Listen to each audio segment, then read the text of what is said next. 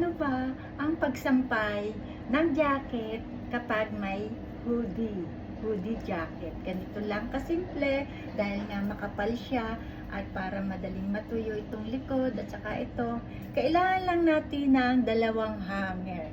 Ayan, yan yung isang hanger, yan. And then, another hanger, lalagay lang natin yan ganyan. Ayan, ayan, ayan. Matapos ganyan, o, di ba? Madali siyang matutuyo. O, di ba? O, lagyan lang natin ng ipit.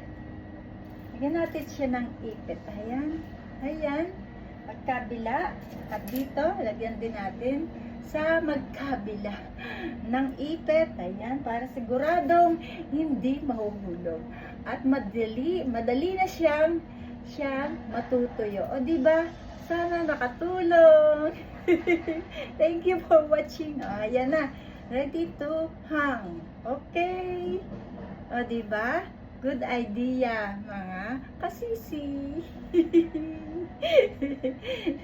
Gawin nyo na para madaling matuyo ang inyong mga jacket. Ayan. O, diba?